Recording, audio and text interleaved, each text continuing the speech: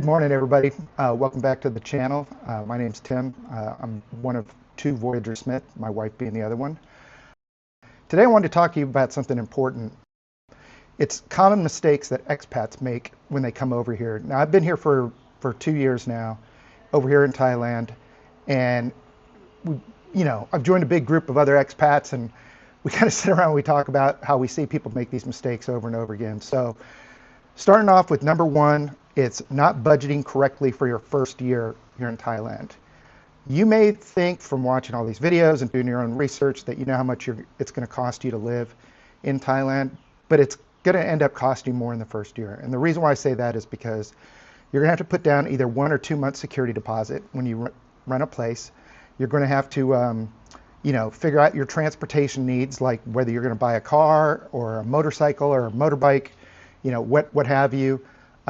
There's going to be cooking appliances that you may want, air fryer or something like that, But yeah, I mean, there's just going to be extra expenses. You may find, although most houses here in Thailand are fully furnished, you're always going to find that you still have something that you want or you need, right? And luckily in Thailand now, you can pretty much buy anything you want.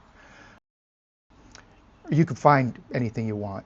Most people use a website called Lazada, which is kind of like the Amazon.com of Thailand. Shine is also popular, Temu, Shopee. So there's a lot of online retailers, but you've got 2 big malls here in Hua Hin. And then if you go up to Bangkok, the sky's the limit. You've got IKEA, you've got Apple stores, you've got, Zara home decor, you've got all kinds of stuff. So there's no shortage of stuff, but you will typically spend, almost every expat I talk to says they spent more money in their first year here than after they got here and they got settled in and it was good. So just don't make that mistake. So let's go to mistake number 2, renting a place sight unseen. All right. The worst thing you can do is to go like on, in a Facebook group or whatever. There's a place called, I think, Hua Hin Rentals or Koh Samui Rentals or Bangkok Rentals, and rent a place sight unseen. You don't know the neighborhoods. You don't know how far it is going to be from everything. A lot of times the pictures are very deceiving. They'll use like sort of a fisheye lens. And so, you may find that the place that you thought you saw online is totally different. So just never ever do that. And that's going to lead me to point number 3, which is a lot of people rent way too fast. I was in this boat, and I had rented this villa within 2 weeks of getting here. And I had rented an Airbnb for a month that we were living in. So take some time, join some Facebook groups before you get over here so you can meet some people.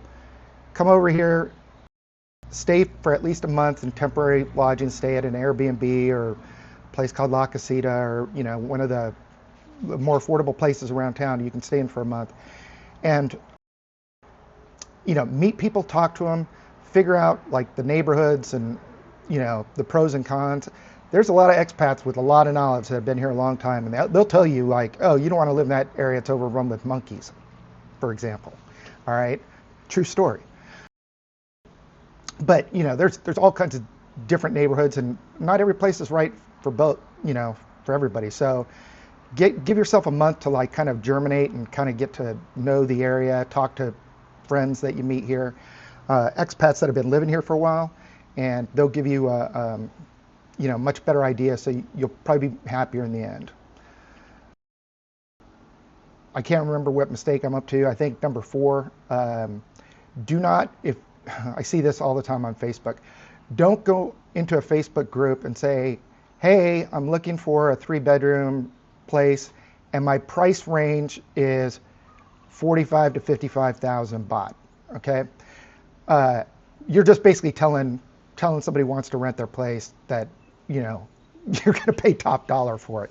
And everything here in Thailand is negotiable, including your rent. The terms of your rent, as far as the lease you sign, 6 months to a year.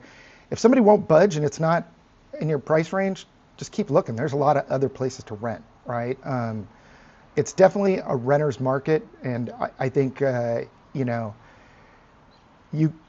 if you're smart about it, you can do pretty well. And that's another reason why to join these Facebook groups and get to meet people like I go to 2 weekly coffees every week and meet people, and that's a great source of information. I have lots of great friends that will tell me different things to do. Okay, mistake number 5. This may not be a mistake, but if you think you can eat Thai food, if you're from either Western Europe, Australia, or United States, Canada, North America, and you think you're going to be able to come over here and eat Thai food 3 meals a day, you're probably wrong. You're just going to get a craving for your old type of food, some Western food. Now, some people can do it, especially if they're budget constrained. I completely understand that. If you're coming over here and you're trying to live off $1,200 a month, you may have no choice but to eat Thai food 3 meals a day, because it is definitely the most affordable food. But I would not budget expecting to eat Thai food 3 meals a day. I would put some padding in there. Also, for 1 to 2 people, it's actually, for the most part, it's cheaper to eat out than it is to cook at home. My wife and I cook at home probably 6 days a week, but that's because we like controlling what goes in the food that we're putting in. And you don't know. I mean, you could have MSG, you could have a lot of sugar, things like that in food that's pre-prepared for you over here. And so we just try to regulate that a little bit. But yeah, that's it. Okay, number 6. This is kind of a minor one, but it won't apply to everybody. But if you think you're going to ride a motorbike here, a scooter or a motorcycle, I highly advise you to get your motorcycle license back in your home country. When you come over here to Thailand, the Thai Department of Motor Vehicles Land Transport Office, I think it's called, they will honor a motorcycle license from your home country and give you your motorcycle license, your Thai motorcycle license. I made sure before I left the United States that I had my motorcycle license on my thing. If you do not, and you have to go through the Thai motorcycle course to do it, I haven't done it personally, but I've heard stories. It's 2 days long. It's all taught in Thai, and they make you watch a video of the most horrific motorcycle crashes for I heard a 2-hour video, and it literally burns its way into your brain, and you'll probably have nightmares after it. So I highly advise you to get your motorcycle license before you come over here. Okay, the 7th and final mistake that I see most expats make, or some expats make, is they don't come over here with sufficient medical insurance. The Thai medical here is phenomenal. I mean, state of the art. I've had x-rays done here, I've had things done, and I couldn't believe, I wasn't back in the United States. So it's phenomenal. And it's, for the most part, it's much more affordable than it is back in the United States, but it's still going to add up. And if something happens to you, you get in a car accident or something like that, and you're hospitalized for several days, you're going to have issues. And it's going to get expensive fast. So I highly recommend you get good medical insurance before you even come over here. Get some kind of traveler's insurance, at least until you can. I have expat friends here who've gotten Thai medical insurance, the insurance over here, and they say it's fine, it works great, but I just highly recommend that you do that.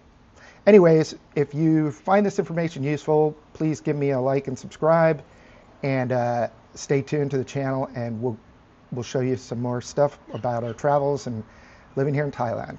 Thanks, everybody.